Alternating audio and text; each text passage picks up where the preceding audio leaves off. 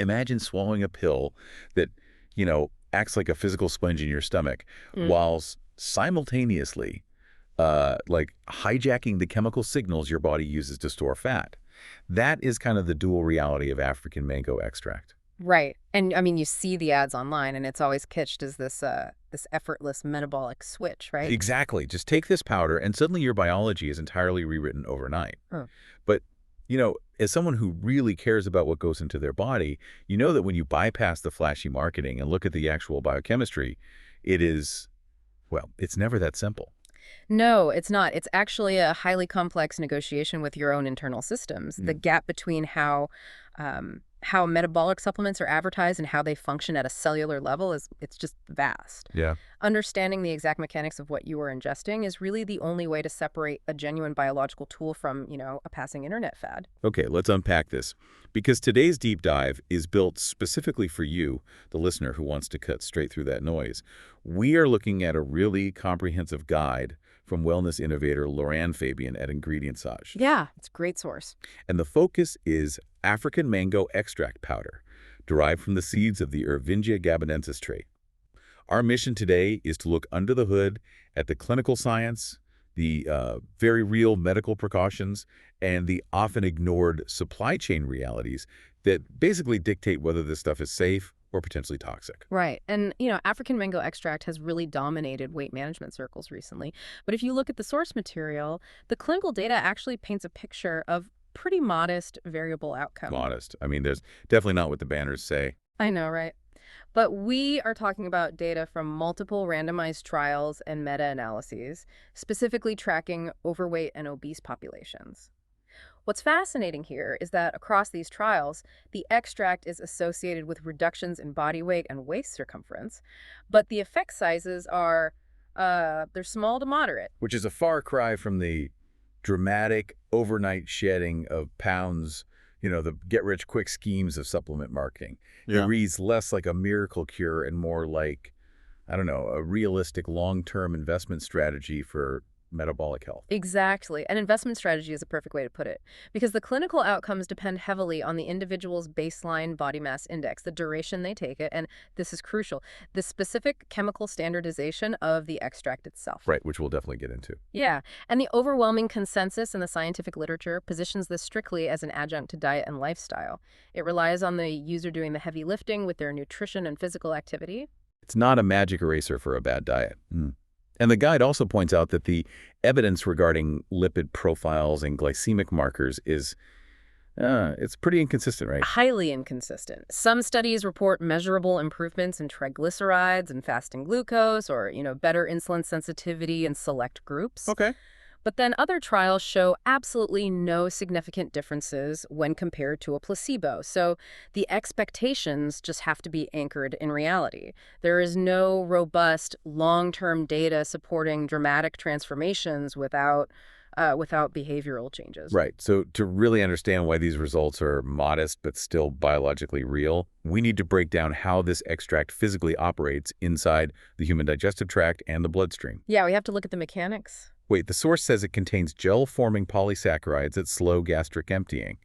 Isn't that just acting like a physical sponge in your stomach? Yeah. Why does that cause headaches or dizziness in some trials? So that's a great question. The physical sponge is actually only half the equation. Yeah. The high dietary fiber and those polysaccharides physically slow down how fast food leaves your stomach, delaying gastric emptying, like you said, which significantly enhances your satiety signals. You feel fuller, longer, which naturally reduces caloric intake. Okay, so that's the physical sponge part doing its job. Right, but the second front is entirely biological. The seed extract contains these highly active polyphenolic constituents. And these polyphenols aren't just like sitting inertly in the gut alongside the fiber, right? They are crossing over and actively modulating metabolic pathways. Exactly. They are influencing carbohydrate digestion enzymes directly. For instance, they can inhibit enzymes like alpha amylase. Remind me, alpha amylase is what our bodies use to break down carbs. Yeah, your body uses it to break down complex starches into simple sugars. So by inhibiting that enzyme, the polyphenols physically slow down the absorption of glucose into your bloodstream. And beyond that, they modulate transcription factors related to adipogenesis. Adipogenesis, that being the process where pre-adipocytes or stem cells differentiate and mature into new fat cells. Right. The polyphenols in African mango extract intercept the cellular communication that triggers that maturation process. Furthermore, they have documented effects on peroxisome proliferator activated receptors, or PPARs. Okay, let's translate that into something visual for the listener. Think of PPARs acting like cellular thermostats for your metabolism. I like that analogy. Yeah, they regulate the expression of genes involved in how your body handles dietary fats and sugars. If the polyphenols in the extract are tweaking that thermostat, they are essentially turning the heat down on fat storage and turning it up on lipid metabolism. That's exactly what's happening. But the consequence of that dual action is a heavy physiological adjustment period. Here's the catch. Yeah. You have a heavy, gel-forming fiber physically expanding in the gut, combined with a biological shift in digestive enzymes and glucose absorption. Because of the heavy fiber content and those metabolic shifts, the primary adverse events reported in the trials are gastrointestinal. So we're talking bloating, flatulence, mild abdominal discomfort. Exactly. The body is essentially learning how to process this sudden influx of functional fiber while its metabolic thermostat is being completely adjusted. Which explains the headaches and dizziness. Yeah. If your body is suddenly absorbing fewer sugars because those enzymes are inhibited and you aren't drinking enough water to support that massive physical sponge in your gut, your blood sugar shifts and boom, you get a headache. Boom. Hydration becomes the central variable. If you introduce a gel-forming polysaccharide into the digestive tract without adequate water, that sponge effect becomes a significant liability. It can lead to severe constipation or cramping. Yikes.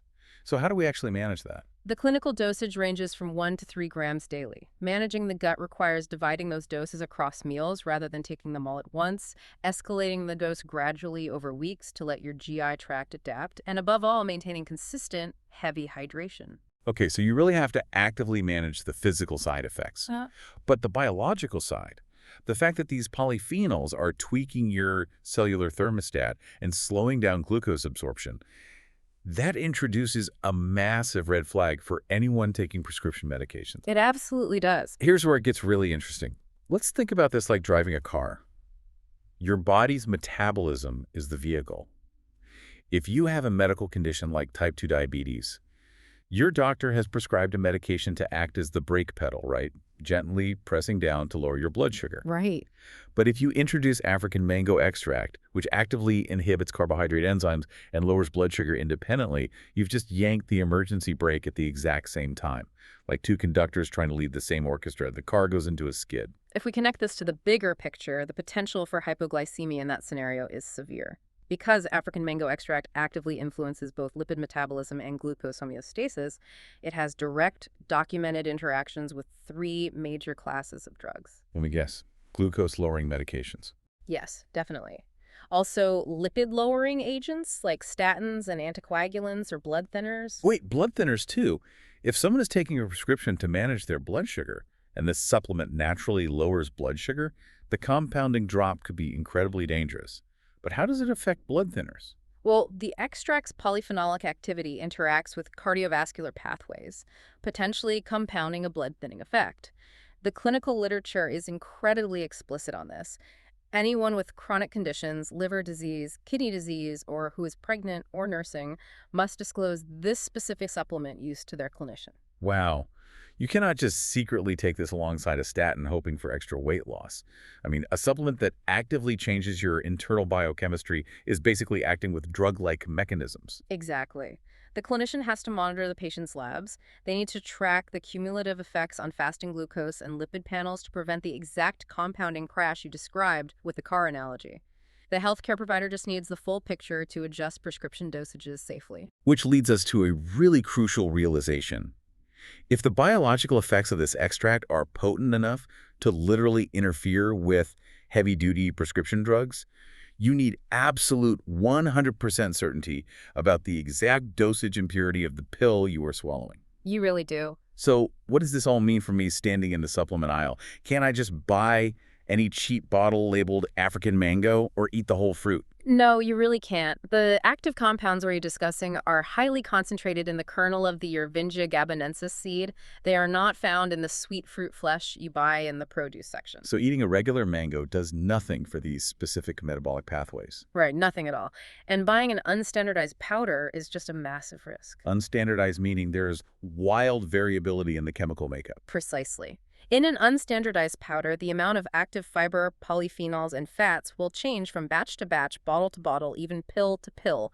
You literally have no idea what dose of the active biological modulators you are actually ingesting. That sounds dangerous, especially with the drug interactions we just talked about. It is, which is why the source material highlights a gold standard in the industry to combat this. IGOB 131. IGOB 131, it sounds like a barcode. It kind of does, but it's actually a proprietary standardization. It's a specific extraction process that targets and guarantees exact phytochemical markers from the seed kernel.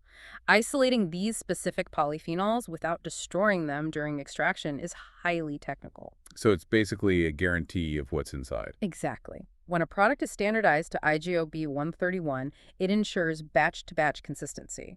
The capsule you take today has the exact same chemical profile as the capsule taken 6 months from now. And that reproducible chemical profile is the only way to achieve the reproducible clinical outcomes seen in the trials. Okay, so if a label simply reads African mango powder 1,000 milligram, but lacks a standardization percentage or a specific marker like IGOB 131, the consumer is flying blind. They might be swallowing inert seed husks with zero polyphenolic activity. Or worse, beyond the concentration of the active ingredients, there is a critical quality assurance mandate. Transparent brands must provide certificates of analysis, or COAs, for every single batch. COAs. What should listeners look for on those? Consumers should demand third-party certifications, USP verified, good manufacturing practices, or GMP and ISO certifications, and crucially, impurity testing. Right, the source material places a massive emphasis on impurity testing. It isn't just about verifying the active polyphenols, it's about screening out heavy metals like lead, cadmium, arsenic, and mercury, and screening for aflatoxins. Yes. Aflatoxins are naturally occurring, highly carcinogenic mycotoxins produced by certain fungi or molds. And this reveals a fascinating but really dangerous paradox about African mango extract. Okay, what's the paradox? The very property that makes this seed effective inside your stomach, its ability to aggressively absorb water and form a dense gel, is the exact same property that makes it highly susceptible to absorbing humidity from the air during storage. Oh, wow. That is an incredible connection. So the biological mechanism that creates the satiety sponge is the same mechanism that turns the raw seed into a magnet for toxic mold if it isn't stored in perfectly climate-controlled conditions. Exactly. This raises an important question about where these seeds actually come from, because aflatoxins and heavy metals don't just magically appear during the encapsulation process in a sterile laboratory. They originate in the soil, the storage conditions, and the harvest itself. So safety begins at the very source. Yes, which means the supply chain reality is actually a profound health and safety issue. It's almost like a legal chain of custody for evidence in a court case, right? If there's a break in the chain of custody from the crime scene to the courtroom, the evidence is thrown out because it could have been tampered with. In the supplement world, if there's a break in the chain from the West African farm to the extraction facility, the integrity of the final product is completely compromised by contamination. That's a perfect way to look at it. The Ervingia gabonensis tree is native to the humid climates of West Africa. Harvesting the seeds involves collecting the fallen fruit, extracting the kernel, and drying it. If that drying process isn't meticulously managed, or if the seeds are stored in humid, poorly ventilated warehouses before being shipped, well, the gel-forming properties of the seed will pull moisture from the air, and mycotoxins will flourish. The source talks about the need for documented chain of custody, ethical sourcing, smallholder engagement, and fair trade arrangements. And, it's easy to dismiss those as just nice marketing buzzwords designed to justify a higher price tag. But based on the biology of the seed, ethical sourcing directly correlates to clean label safe products. It really does. They function as fundamental risk mitigation strategies. When a brand engages ethically with smallholder farmers and pays fair trade prices, they can enforce strict harvesting and storage protocols. Which means better equipment, better drying processes. Exactly. They ensure the farmers have the financial resources and infrastructure to dry the seeds properly, preventing fungal growth right at the source. Furthermore, transparent supply chains allow buyers to assess and prevent deforestation risks associated with overharvesting wild trees. So the farm storage practices directly impact whether the metabolic supplement you're taking contains carcinogenic mold. Yeah. It really puts a massive responsibility on the consumer. I mean, if a company won't show their batch testing, explain their extraction method, or detail their supply chain, trusting their product to actively modulate your cellular pathways is just a massive gamble. It is. The data is clear. African mango extract powder is a potent tool, but it requires diligent management from the farm to the pharmacy aisle and ultimately inside the human gut. We've covered a tremendous amount of ground today. For you listening, the main takeaway is that African mango extract, specifically the polyphenols from the Ervingia gabonensis seed, offers fascinating but distinctly modest benefits for metabolic health. It is definitely not an overnight magic wand. No, it's not. You have to actively manage the physical side effects by staying highly hydrated to support that gel-forming sponge in your gut and divide your doses to avoid GI distress. And you need to read labels with intense scrutiny. Look for the IGOB 131 standardization to ensure you are actually getting the active polyphenols, and demand transparency through certificates of analysis to guarantee the product is free from heavy metals and aflatoxins. And most importantly, if you are utilizing prescription medications to manage your glucose, your lipids, or your blood viscosity, you cannot introduce this extract without medical supervision. You just cannot have two different mechanisms trying to slam the brakes on your blood sugar at the same time. You have to talk to your doctor and monitor your labs. Right. And I want to leave you with one final thought to ponder. We've spent this time unpacking how a highly specific extract from a West African seed can physically expand in the digestive tract while simultaneously intercepting the chemical signals that tell our stem cells to become fat cells. That's wild to think about. It is. Its entire power relies on isolating these hyperspecific polyphenolic markers from a seed. It makes you wonder, what other everyday seeds or overlooked traditional foods are we currently just throwing in the compost bin right now? Oh, wow. What other hyper-targeted metabolic keys are out there in the natural world completely ignored simply because we haven't yet learned how to extract the right compound? That really shifts your perspective on the natural world, doesn't it? Mm. And just how complex our own biology really is. Yeah. We want to thank you for joining us on this deep dive today. Keep staying curious, keep demanding the data, and always keep questioning the science behind the label. We will catch you on the next deep dive.